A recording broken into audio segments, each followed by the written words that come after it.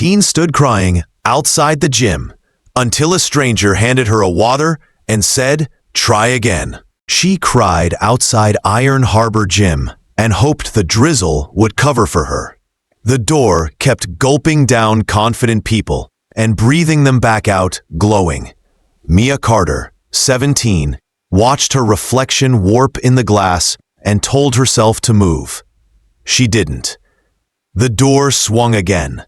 A crate of water bottles slid, and a bottle clinked to the ground. The man who caught it wore a t-shirt with a paint streak, like he leaned on walls for a living and didn't mind. He set the bottle on the ledge beside her. "Gift," he said. "I'm Evan." "I'm fine," she said.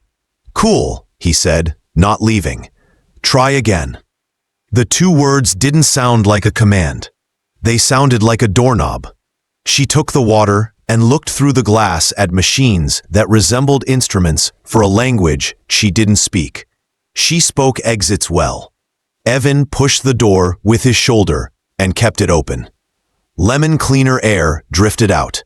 "It's a building," he said, "not a club." Inside, a front desk attendant with a messy bun and a badge that read Candace waved them over. Navy walls wore white quotes that were both annoying and useful. Music thumped at a volume that suggested courage could be borrowed. Candace slid a clipboard to Mia. "Day pass?" Candace asked. "On the house if you're with Evan." "Why?" Mia said. "He fixes the things we break," Candace replied. Evan shrugged. "I like when bolts behave." Mia almost smiled. Candace pointed toward a corner. "We've got rowers that face the wall, private. Also, a beginner circuit at 4. Gentle, guided, no yelling." "Rower," Mia said quickly. The locker room smelled like cotton and mint. She changed into a t-shirt and leggings and stared at the mirror. The girl looking back wore invisibility like a sweater. Mia cracked the water, sipped, and made a pact. 2 minutes on a rower. Not a makeover, not a miracle. 2 minutes. The rowers purred like soft thunder. She strapped her feet in, clumsy, then found the handle. Pull, glide, breathe. A laminated card offered drawings like helpful strangers. At 30 seconds, her arms burned. At a minute, her legs complained. Numbers didn't judge, so she counted strokes. When the screen blinked 2 hours, she dropped the handle and closed her eyes, chest rising in the pleased way. "Forecast?" Evan asked from a respectful distance. "I did 2 minutes," she said. "Headline," he replied. "Good news section. Grounded, not glittering." Across the floor, someone cheered a barbell overhead. Instead of flinching, she liked the sound. She walked past treadmills, reading the little screens like book spines. Hills, intervals, manual. Manual felt honest. She stepped on, set the speed to a crawl, and waited for disaster. Last time, a stumble had detonated laughter behind her and followed her home for weeks. Now, the belt moved and nothing split.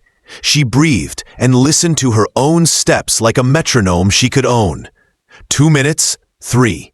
She nudged the speed a whisper higher. Her heart answered without panic. She stepped off with warm rubber legs and found Evan coaxing a cable back into obedience. "Map clearer?" he asked. "Less like a maze," she said. "More like a neighborhood I haven't walked yet." "Start with the corner store," he said. "For gyms, that's water. You already went." Candace's voice slid over the music. "Beginner circuit starts in 5 on the back mat."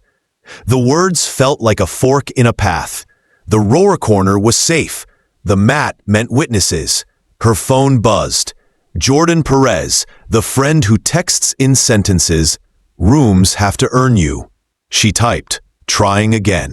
The group on the mat was small. Joe, a retired mail carrier in a faded Yankees tee. A college kid with a shaved stripe near his ear. A woman in neon shoes talking about recipes. A long-distance runner stretching like a prayer. The coach, Wes, had a voice like late-night radio and a plan that sounded reasonable. Slow circuits, options for everything, no chasing. First station, squats to a box. Sit, stand, breathe. The motion turned from mechanical to meaningful. Second station, light kettlebell deadlifts. The name sounded like a spell, the action like respect for her back. Wes adjusted her stance with 2 words, heels, hips, and balance appeared. The runner flashed a thumbs up in a way that said, "We start somewhere." The neon shoes woman turned the music down a notch without asking, which felt like kindness more than volume control. Last station, a gentle sled push. Evan drifted near the edge of the mat with a wrench in his pocket and grease on his knuckles. Not watching so much as existing, like a street light turning on. Mia pushed. The sled rolled politely. On the 3rd lane, her breath roughened. Quitting whispered. 2 words answered. Try again. She did. Cool down brought quiet. People stretched and compared notes on sore hamstrings and crock-pot sauces. Joe told a story about a dog that stole socks and never apologized. Candace stuck Mia's name on a bulletin board labeled First Steps. The board looked messy and cheerful. A name can be a promise, she thought. Her backpack on, the empty bottle tapped the fabric like a small bell. Outside, the sky was the color of a nickel. She looked back through the glass and caught her reflection. Not smaller, not larger, just clearer. Evan passed with a coil of cable. "Thanks for the water," she said. "Anytime," he said. "See you soon?" Tomorrow felt huge. "Maybe later this week," she said. "Doors don't keep score," he replied. She took 10 steps toward the bus stop, stopped, turned. Through the window, she saw the rowers, the mat, Candace laughing with a member about a dog, Evan kneeling by a machine like he was fixing a heartbeat. "Try again," she whispered, and tasted the words like they belonged to her now. She squared her shoulders, breathed once, and let the city's noise braid with her new, quiet rhythm forward home. The week bent around school, homework, and the stubborn thought that 2 minutes could become 3. Mia noticed stairs, doors, and small choices, as if the city had turned into a practice field. On Tuesday, she passed Iron Harbor and slowed. She saw Candace inside, waving a pen, and stepped in before her courage changed its mind. "Day pass again?" Candace asked. "If that's okay," Mia said. "Totally. Student membership exists when you want it." Music thumped. Evan was on a ladder tightening a fan chain. He glanced down, smiled, and kept working. Mia warmed up on a rower and turned 2 minutes into 2.5, then 3. She talked less in her head when her body had a job. A rhythm assembled. Drive, recover, breathe. When the screen hit 3 o'clock, she let the handle settle and let quiet pride find her. Wes waved from the turf. "Low impact class at 5. Come if you want." She could make it and still get home to help Lena with dinner. Lena worked nights and believed in vegetables like a mission. "I'll try it," she said. She walked on a treadmill at an incline. A man 2 belts down breathed like wind through reeds. A woman rehearsed a presentation softly. Nobody watched Mia. She liked building a different future inside the background. At 5, Wes introduced a word that felt like a gift. Options. Options for knees. Options for backs. Options for days that arrive crooked. Exclamation mark. The moves stacked like blocks. Hip hinges, step backs, reaches. When she wobbled, she treated it like data, not disaster. Between stations, Evan set down a toolbox. "How's the neighborhood?" "I found the corner store with good fruit," she said. "Essential intel," he replied. Class ended with a breath pattern Wes called a reset. In through the nose like smelling rain, out through the mouth like cooling tea. Near the exit, a flyer caught her eye.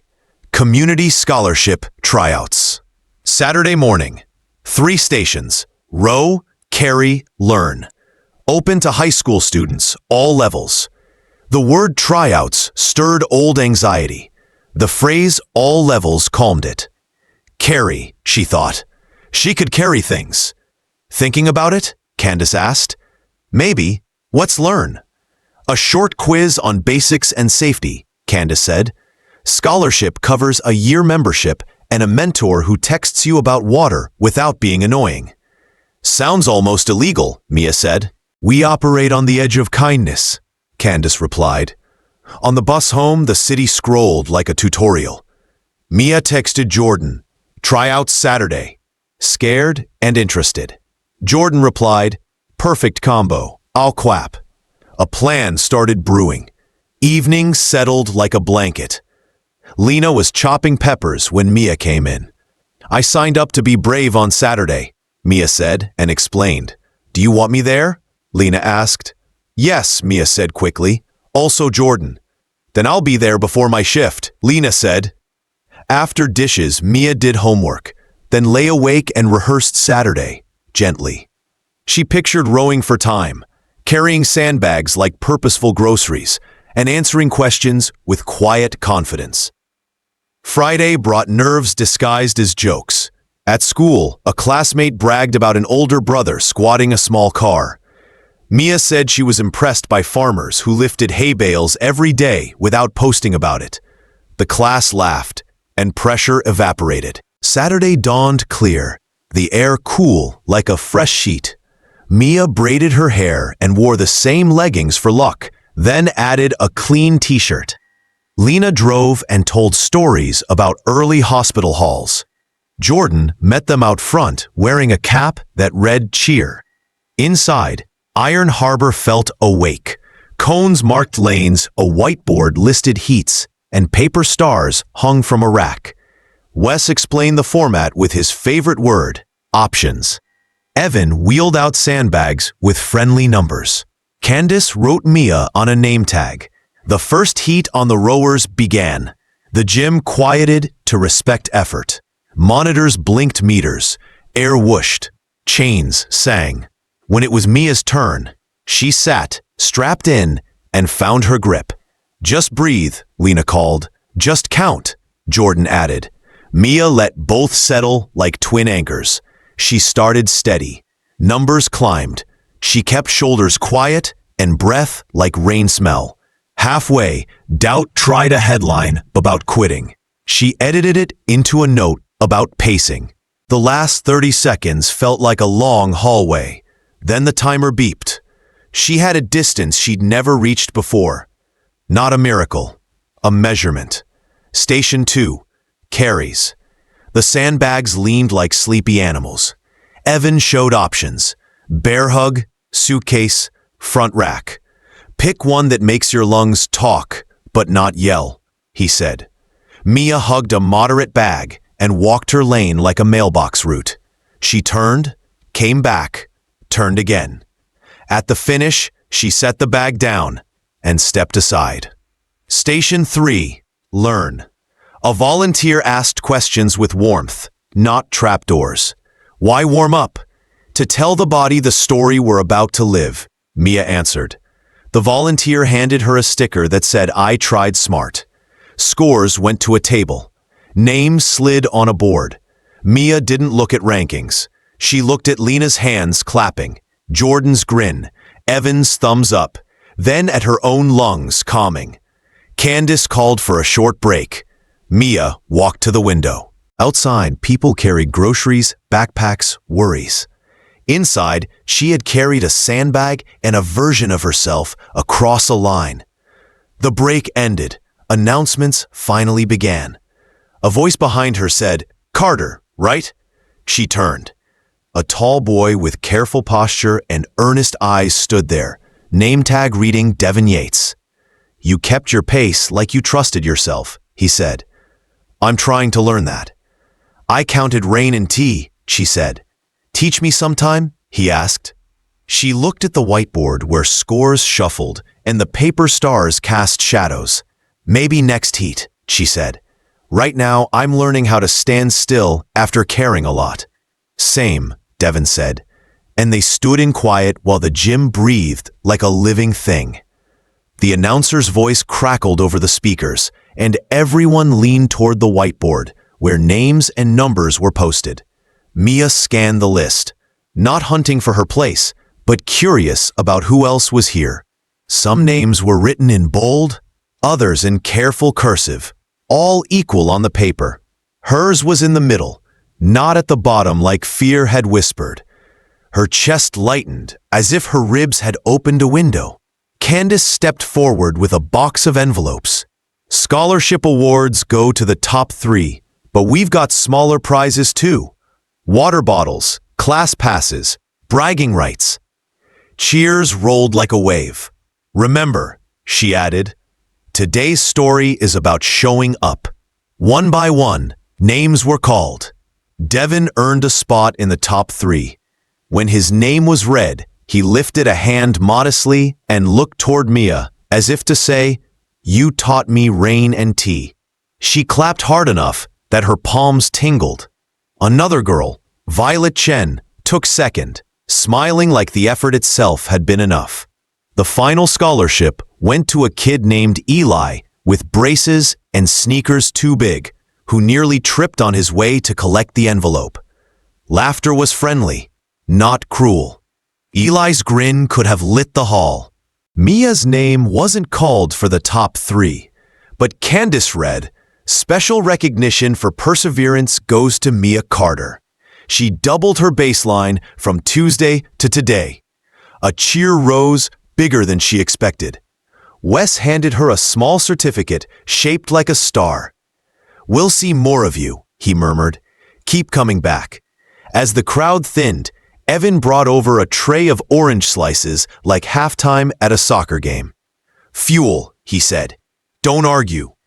Was I supposed to win? Mia asked, chewing a slice. No, he said. You were supposed to learn if you belong. I think you found out. Outside, Jordan whistled. Scholarship or not, you just rewrote your story in front of everyone. Lena hugged her, whispering, I'm proud of you, kiddo. The day tilted into afternoon. Jordan had to leave for work, and Lena left for her shift at the hospital, but Mia lingered. The gym smelled of chalk and citrus. Violet waved her over, asking if she wanted to join a small group workout next week. Devin promised to send her a playlist of steady songs for rowing. Eli, still glowing, showed her his new membership card. We're all rookies, he said. We should team up. On the bus ride home, Mia replayed moments like clips. The burn of her lungs, the sandbag's weight, the certificate's paper against her hand. The voice inside her, the one that usually recited reasons to quit, sounded quieter. She looked out the window at the passing buildings and whispered, try again. To the rhythm of the wheels. Monday at school, the gym story spread faster than she expected. Someone had filmed part of the tryouts and shared it online. The clip showed Mia pushing the sled with a determined face. Comments under it read things like respect and I need that courage. Instead of shrinking, she felt taller walking the halls. After classes, she headed to Iron Harbor again. Candace slid her a temporary membership card with a wink. Wes pulled strings, she said. Valid until you decide to stay for real. Wes greeted her with chalk on his hands. Today we'll learn deadlifts, he said. Simple, safe, strong. The bar looked intimidating, but Wes explained it like assembling a puzzle. Feet here, grip there, chest proud, push the ground away. When she lifted the bar, light at first, it felt like proof in motion. She set it down gently, heart loud in her ears. Week after week, The gym became part of her map.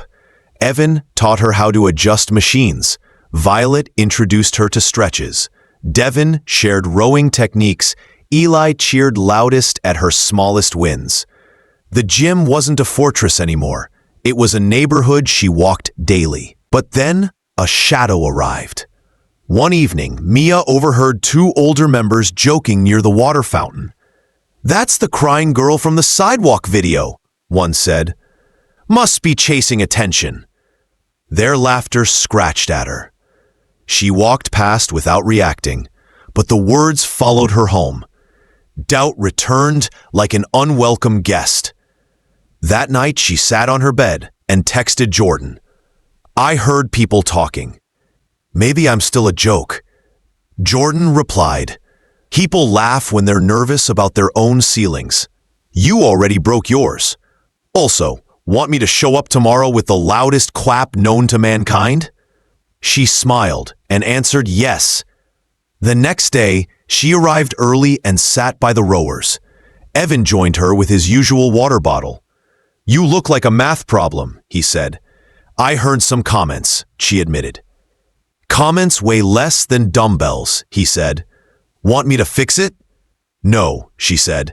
"I want to fix me." She strapped in and rowed. 4 minutes, then 5. Sweat blurred her vision, but cleared her mind. When she stopped, she wasn't thinking about the men at the fountain. She was thinking about how much further she could go next time. Weeks passed. Her lifts grew heavier, her pace steadier. She helped Eli adjust his form, spotted Violet on a bench press, and laughed with Devin over terrible protein shakes. The gym became not just her neighborhood, but her family. And yet she knew the story wasn't finished. Every time she glanced at the certificate pinned to her bedroom wall, it whispered, "Keep building." One evening, Wes gathered everyone. "Community showcase next month," he said. "Teams of 4, friendly competition. Anyone interested?" Violet raised her hand first, then Eli, then Devin.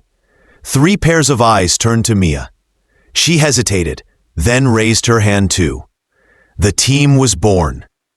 Training together brought new challenges, synchronizing rowing pace, carrying heavier weights as a unit, cheering through frustration. Sometimes Mia faltered, but her teammates repeated the mantra she'd first heard outside the gym. "Try again." The phrase grew into their team name, Team Try Again. Candace printed it on the board in bright chalk letters. The night before the showcase, Mia lay awake, staring at the ceiling. Nerves returned, sharper than ever. She imagined falling, failing, freezing in front of a crowd. But then she remembered the day she cried on the sidewalk, the water bottle pressed into her hand, Evan's 2 words. She realized that story had already transformed. Tomorrow would be a new chapter, not a rerun. The showcase morning arrived with clear skies. Iron Harbor buzzed with energy, music louder than usual, banners hung across walls. Families and friends filled the bleachers. Lena sat near the front, waving. Jordan clutched a poster that read, "Team Try Again" in glitter paint. Evan, wearing his usual Paint Street shirt, stood near the equipment, ready to fix anything that broke. Mia's team gathered, fists stacked. "Rain and tea," Devin said. "Sandbags and stars," Violet added. "Rookies forever," Eli grinned. "Try again," Mia finished. They stepped onto the floor as one. The first event of the showcase was a relay row. Teams lined up at machines, music thrumming like a drumline. Devin started for them, tall frame pulling smooth strokes. He passed the handle to Eli, who attacked it with quick bursts. Violet took her turn, graceful and steady. Then it was Mia. She sat, strapped in, and heard Jordan's whistle slice through the noise. She rode like she had when fear was heavier than the handle, only now it felt lighter. 2 minutes later, she passed the handle, lungs burning, heart alive. Their team wasn't first, but they weren't last. They were together. Second event, the carry challenge. Sandbags heavier than before, lanes longer. Violet and Devin paired up first, moving like two parts of one machine. Eli struggled at first, nearly dropping his bag, but Mia shouted, "One more step, try again," and he grinned through the strain. When her turn came, she hugged the bag close and thought of groceries, of carrying books up flights of stairs, of carrying herself through nights of doubt. Step after step, she reached the finish. Knees wobbling, soul steady. The crowd roared. Between events, Evan passed them towels and whispered reminders. Breathe, shoulders down. Remember, the scoreboard doesn't own you. Candace handed out cups of water like sacred offerings. Wes clapped them on the backs, his proud smile saying more than words. The final event was a team circuit, squats, presses, jumps, and a sled push. Each member had to contribute, no weak links. Halfway through, Eli faltered, face red, shoulders trembling. The sled wouldn't move. Silence started to creep into the crowd. Mia stepped forward, hands on the sled beside him. "We'll push it together," she said. Violet and Devin joined, and suddenly all four leaned in. The sled rolled forward, slow but undeniable. The crowd erupted. Jordan's poster shook like a flag. When the buzzer sounded, they collapsed in a heap of laughter and sweat. They hadn't won first place, but something richer was theirs. The announcer called them forward for a Team Spirit Award, and the words felt perfect. The gym applauded, not for numbers, but for their story. Later, outside in the cool evening air, Mia sat on the curb with her team. Lena walked over, handing her a bottle of water. "You know," Lena said, "I used to worry you'd never find your place. But today I watched you build one." "I didn't build it alone," Mia said. She looked at Violet, Eli, Devin, at Jordan with glitter paint still on his hands, at Evan leaning on the doorway like a quiet guardian. "It took all of us." Evan tossed her a spare wrench, joking, "Membership comes with chores." She caught it, laughing, then grew serious. "You gave me 2 words that day. Try again. They changed everything." He shrugged. "You did the work. I just opened the door." The city lights blinked on one by one. Cars rolled past. Voices drifted. Life continued. Mia realized the gym wasn't just a building anymore. It was a mirror, a forge, a family. And she wasn't the crying girl outside the door anymore. She was the one inside, sweating, smiling, trying again. Weeks later, the certificate on her wall was joined by a photo. Team Try Again grinning after the showcase, arms around each other, sweat stains and all. Beneath it, she scribbled 3 words, "Still trying again." It wasn't the end of the story, just a reminder that beginnings can be disguised as hard days.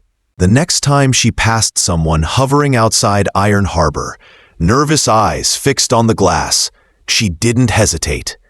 She pulled a water bottle from her bag, placed it gently in their hand, and said, "Try again." The words carried more than advice. They carried history, proof, and a promise that sometimes all it takes to change a life is a stranger, a small gesture, and the courage to walk through one more door.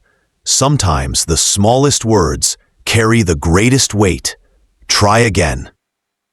Turned one girl's tears into triumph, built a family where there was once fear, and proved that strength isn't about winning. It's about never walking away from yourself.